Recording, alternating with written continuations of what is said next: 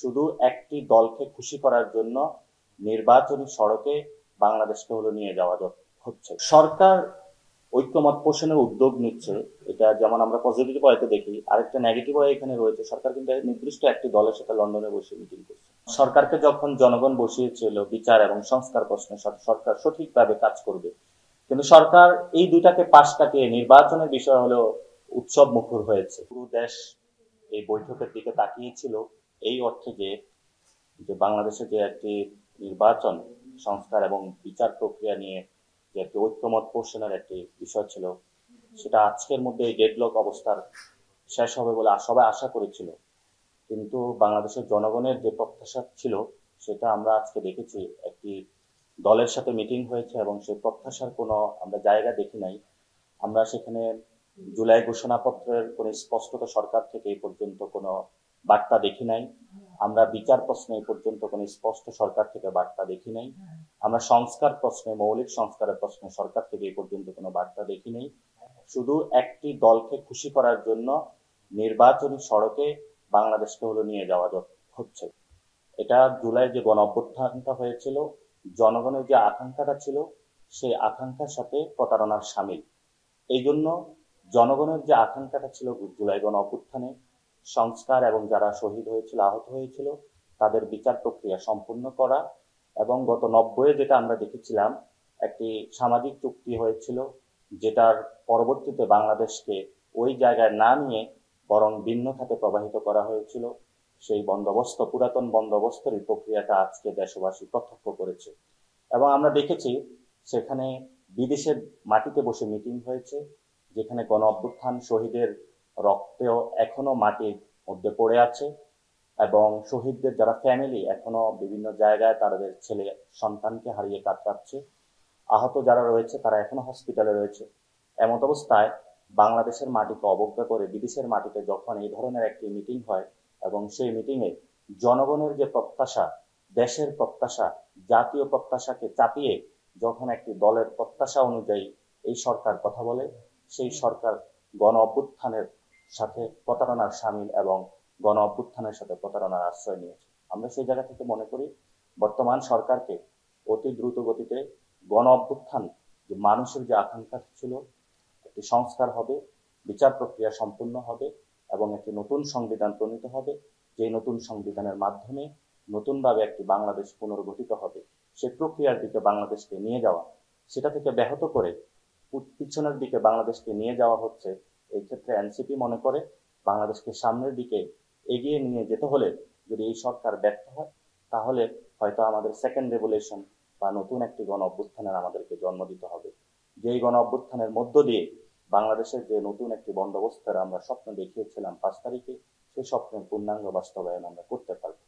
এবং আজকে যে মিটিংটা হয়েছে, আমরা মনে করি বাংলাদেশের মানুষের যে আকাঙ্ক্ষাটা আছে, সে আকাঙ্ক্ষার কোনো প্রতিফলন ঘটেনি, বরং একটি পুরাতন বন্দোবস্তের দিকে ফিরে যাওয়া হয়েছে। নতুন কোনো বন্দোবস্তের আমরা প্রতিক্রিয়া বা প্রসেস আমরা এই মিটিং এর মধ্যে দেখতে পাইনি। আমাদের যে ফেসিবাদী ব্যবস্থার খুনি হাসিনা লন্ডনে বসে বার্তা দিচ্ছে, আরেকদিকে একটি রাজনৈতিক দলের সিনিয়র একজন নেতা লন্ডনে বসে মিটিং করে বেড়াচ্ছেন, বার্তা দিচ্ছেন। এটা বাংলাদেশের জনগণের মাটি এবং প্রাণ প্রকৃতির সাথে যে কানেকশন নাই, সেটারই একটি বাস্তবায়ন আমরা দেখতে পাচ্ছি। এই জন্য দেশের সিদ্ধান্ত দেশের মাটিতেই হবে, দেশের সিদ্ধান্ত বিদেশের মাটিতে হলে সেটা বাংলাদেশের জনগণ কখনোই মেনে নিবে না। এবং এই সিদ্ধান্ত যেটা হয়েছে, সেই সিদ্ধান্তের ক্ষেত্রে আমরা সরকারকে আহ্বান জানাবো, আপনারা দেশের জনগণের সাথে বসুন, মানুষের সাথে বসুন, গ্রামে গঞ্জে যান, মানুষ কি বলে, কেন তারা শহীদ হয়েছিল, আহত হয়েছিল, তাদের যে বেদনা, সেই বেদনার যে আশা আকাঙ্ক্ষা, সেটা যদি আপনারা উদ্ঘাটন করতে পারেন, তাহলে হয়তোবা আপনারা জুলাই ঘোষণা, বিচার প্রক্রিয়া, সংস্কারের বিষয়গুলো নিয়ে সক্রিয় হবেন।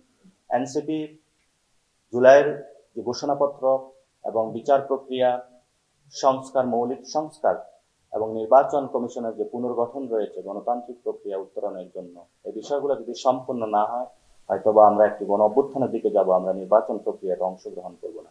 এবং আমরা পূর্বাবার অনেক আগেই থেকেই বলে আসছি, যেটা বাংলাদেশের একটি কাঠামোগত যদি বিন্যাস না হয়, শুধু রাজার পরিবর্তে রাজা, রানীর পরিবর্তে রানীর যদি পরিবর্তন হয়, সে পরিবর্তন এনসিপি বিশ্বাস করে না। যেহেতু গণ অভ্যুত্থানের অগ্নিগর্ভ থেকে রাজনৈতিক দলটির জন্ম, সেই জন্য মানুষের কাছে আমাদের কমিটমেন্ট রয়েছে বাংলাদেশের মানুষকে আমরা বলবো যে আপনারা যেভাবে গণ অভ্যুত্থানে এসেছিলেন, ভবিষ্যতেও লড়াই এনসিপি আপনাদের সাথে থাকবে এবং আপনাদের যে মুক্তির আকাঙ্ক্ষা একটি নতুন সংবিধান সেটা বাস্তবায়ন না হওয়া পর্যন্ত আমাদের এই লড়াই আমরা চলমান রাখবো। নির্বাচনে যদি জনগণের আকাঙ্ক্ষাটা প্রতিফলিত না হয়, আগেও কিন্তু নির্বাচন হয়েছিল জনগণকে পাশ কাটিয়ে, জনগণের আকাঙ্ক্ষাকে পাশ কাটিয়ে, এবং অনেকের গুম করা হয়েছিল, খুন করা হয়েছিল। তো আমাদেরকেও যদি গুম করা হয়, খুন করা হয়, জনগণকেও যদি এই ধরনের অত্যাচার চালানো হয়, এটা বাংলাদেশে অতীতেও সম্ভব হয় না, ভবিষ্যতেও সম্ভব হবে না। এই জন্য জনগণের যে ম্যান্ডেট, জনগণের যে আকাঙ্ক্ষা, এটা রাষ্ট্র পরিচালনা যারা রয়েছেন, সরকার পরিচালনা, তাদেরকে অবশ্যই ওই পথে আসতে হবে। এই পথে ব্যর্থ হয়ে গিয়ে তারা বাংলাদেশে কোনো কিছু করতে পারবে না।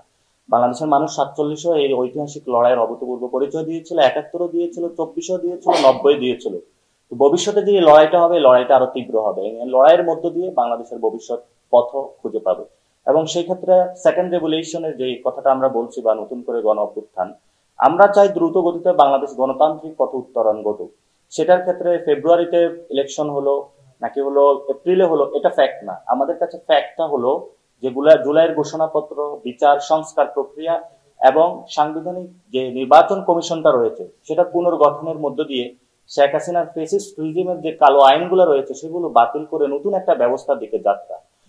এই নতুন ব্যবস্থার দিকে যাত্রা না করে যদি আমরা সেই শেখ হাসিনার পথেই যদি পথে তৈরি করা হয়, সেটা বাংলাদেশের জন্য একটি গভীর সংকট এবং আসন্ন সংকট। সেই জায়গা থেকে আমরা জনগণকে বলবো যে আপনারা মানুষের কাছে যেভাবে হলো মানুষ হিসাবে গণ অভ্যুত্থানে আপনারা বাংলাদেশের মাটি মানুষের টানে যেভাবে নিজেদের সন্তানকে বিলিয়ে দিয়ে, নিজেদের মা বোনদের যেভাবে রাস্তায় এসে একটি ঐতিহাসিক লড়াই করেছেন, আপনাদের সাথে ভাগ্যে কপালে অথবা এই ধরনের আরেকটি লড়াইয়ের প্রস্তুতি রয়েছে, সেটার জন্য আমরা সবাইকে প্রস্তুত নেওয়ার জন্য আহ্বান জানাই।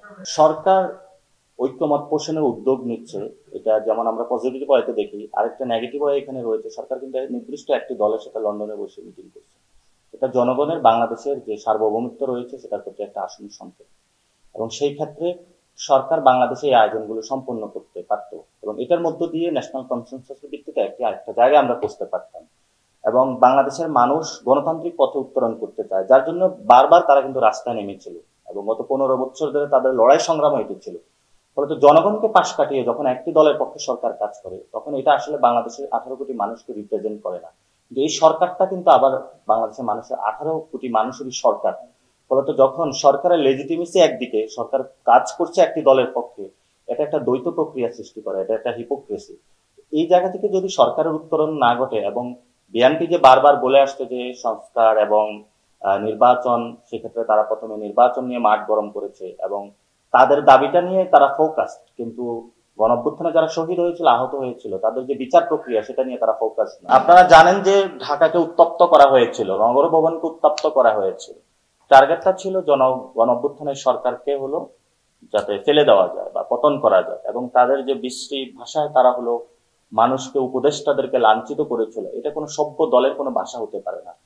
এবং আপনি দেখেছিলেন তারা কিন্তু একটা ক্যাম্পেইন চালু করেছিল যে ইলেকশন ডিসেম্বরে তাদের হতে হবে, কিন্তু সেটা থেকে তারা যখন সরে আসে এবং তারা এখন বলছে যে সংস্কার প্রক্রিয়া বা জুলাই ঘোষণা, এই বিষয়ে তাদের কোনো সুনির্দিষ্ট কোনো প্রস্তাবনা যখন তাদের থাকে না, তখন তারা জাস্ট ক্ষমতার লোভে চেয়ার দখলের প্রক্রিয়া রয়েছে। যেটা মনে করি বাংলাদেশের গণ অভ্যুত্থান 18 কোটি মানুষের সাথে একটা প্রতারণার সামিল। এই জন্য সরকার এবং বিএনপি একই সাথে একীভূত হয়ে বাংলাদেশের মানুষকে পাশ কাটিয়ে নতুন একটা গভীর সংকট সৃষ্টি করার পায়তারা করছে। সেই জায়গাতে তো আমাদের সতর্ক থাকতে হবে। তবে মানুষ সতর্ক আছে, তারা গণ অভ্যুত্থান করেছিল, ভবিষ্যতে তারা এই বিষয়ে সতর্ক থাকবে। সরকারের তো আমরা ওই জায়গাটা আস্থা দেখছি না, কারণ সরকারকে যখন জনগণ বসিয়েছিল বিচার এবং সংস্কার প্রশ্নে, সরকার সঠিকভাবে কাজ করবে। কিন্তু সরকার এই দুইটাকে পাশ কাটিয়ে নির্বাচনের বিষয় হলেও উৎসব মুখর হয়েছে। কিন্তু প্রাতিষ্ঠানিক যদি আমরা, সাংবিধানিক যে প্রতিষ্ঠান সেটা যদি আমরা ঠিক না করি, বিচার প্রক্রিয়া না করি, সংস্কার প্রক্রিয়া যদি সম্পন্ন না করি, নিছক একটা আয়োজন বাংলাদেশকে কোনো মুক্তির পথে নিয়ে যাবে না, বরং গভীর সংকটের দিকে নিয়ে যাবে। তো এই বর্তমান সরকার এখন যে অবস্থায় চলছে, আমরা দেখেছিলাম তারা খুবই ধীরগতিতে বিচার কার্যক্রম চালিয়েছে, খুবই ধীরগতিতে সংস্কার কার্যক্রম চালিয়েছে। এখন তারা নির্বাচনের মাধ্যমে নতুন যে আমরা একটি ফেসিবাদী সিস্টেম থেকে মুক্তি পাওয়ার জন্য লড়াই করেছিলাম, আরেকটি ফেসিবাদীর কাছে বন্দোবস্তের মাধ্যমে হলে তাদের প্রক্রিয়াটা সম্পন্ন করছে। অর্থাৎ একটি অটোক্রেটিক গভর্নমেন্ট থেকে সরকার আরেকটি অটোক্রেটিক গভর্নমেন্টের হাতে ক্ষমতা তুলে দেওয়ার পায়তারা করছে। আমরা এই জায়গা থেকে সরকারকে এখনো আহ্বান জানাবো যে আপনাদের সামনে এখনো বাচ্চাগুলা রয়েছে, আপনাদের সন্তান রয়েছে যারা গণঅভ্যুত্থানে আহত হয়েছিল, শহীদ হয়েছিল, তাদের দিকে আপনারা দেখুন, নিজেদের বিবেক বুদ্ধি আপনারা সক্রিয় করুন এবং বাংলাদেশের যে মুক্তির লড়াই সেটাতে আপনারা অংশগ্রহণ করুন। নিছক কোনো নির্বাচনের জন্য জনগণ আপনাদেরকে এই পবিত্র চেয়ারে বসায় নেয়, আপনারা এই পবিত্র চেয়ারগুলোকে নষ্ট করবেন না। সরকার তো আসলে যে বিএনপির পক্ষে কাজ করছে এটা তো আজকে বৈঠকের মাধ্যমে হলো ফুটে উঠেছে এবং দৃশ্যত হয়েছে, এবং তারা যে দাবি করেছিল সে দাবির সাথে সরকার ঐক্যমত পোষণ করেছে। আমরা বলেছিলাম বিচার প্রক্রিয়ার কথা, সরকার এই বিষয়ে হলো এই পর্যন্ত কোনো ঐক্যমত পোষণ করে নাই। আমরা বলেছিলাম হলো জুলাই ঘোষণাপত্রের কথা, সরকার এই পর্যন্ত কার্যকর কোনো উদ্যোগ নেয়নি। আমরা বলেছিলাম নতুন একটি সংবিধান, সরকার উদ্যোগ নেয়নি। তাহলে এনসিপির সাথে সরকারের যে সম্পর্ক সেটা তো এখানেও আপনাদের সামনে এবং দেশবাসীর সামনে এটা ফুটে ওঠে। সরকার যে একটি দলের পক্ষে কাজ করছে এবং এটা সরাসরি বিএনপির পক্ষে কাজ করছে। শুধু সরকার না, সরকারের যে অঙ্গ প্রতিষ্ঠানগুলো রয়েছে, নির্বাচন কমিশন সরকারের পক্ষে কাজ করছে এবং তারা নগর ভবন দখল করে রাখে। সেখানে হলো আমাদের যে সবরেন্টি ফোর্স রয়েছে তারা চুপ করে থাকে, কিন্তু অন্য জায়গায় যখন হলো জাতীয় পার্টিকে নিষিদ্ধের মতন কথা বলা হয় সেখানে তারা মব বলে সেখানে হলো বাধা সৃষ্টি করছে। আমরা দেখছি যে একটি আয়োজনের মধ্য দিয়ে পার্শ্ববর্তী রাষ্ট্র যে ম্যান্ডেটটা দিয়েছিল সেই ম্যান্ডেট অনুযায়ী সরকার, বিএনপি এবং সবরেন্টি ফোর্স একসাথে বসে নতুন একটি গভীর সংকট সৃষ্টি করছে। বাংলাদেশের মানুষের যে সক্রিয়তা আগে ছিল এটা এখনো আছে, ভবিষ্যতে এই আয়োজন সম্পন্ন করতে দিবে না। এবং এই চারটি জিনিস, বিচার, সংস্কার, জুলাই ঘোষণাপত্র এবং নির্বাচন কমিশন পুনর্গঠন, এর মধ্য দিয়ে একটি নতুন সংবিধান প্রক্রিয়া যদি না যাওয়া হয় তাহলে বাংলাদেশে যে ইলেকশনটা হবে এটা 18 কোটি জনগণের ইলেকশন হবে না, এটা একটি দলের ইলেকশন হবে এবং সেই দলের ইলেকশনটা বাংলাদেশের কখনো মানুষ মেনে নেবে না। হাসিনার আমলে একই আইনে নির্বাচন কমিশন রাতের ভোট করেছে, দিনের ভোটে রাতের ভোট করেছে এবং তারা অসংখ্য মানুষের উপরে এই ধরনের নির্যাতন চালিয়েছে। সে একই কাজে একই প্রতিষ্ঠান, এই জন্য আমরা সংস্কারের কথা বলি, তারা একই পথে হাঁটছে এবং একই কায়দায় হলো বাংলাদেশ একটা ফেসিবাদী ব্যবস্থা কায়েম করতে চাচ্ছে। এটা আগেও তাদের যেমন লেজিটিমেসি ছিল না, এখনো নাই, যদি না এটা সংস্কার প্রক্রিয়ার মধ্যে দিয়ে না যায়।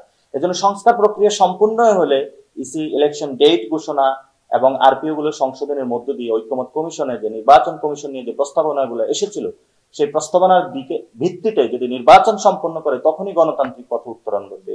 এর পূর্বে বাংলাদেশের গণতন্ত্রের প্রক্রিয়া উত্তরণ ঘটা সম্ভব নয়।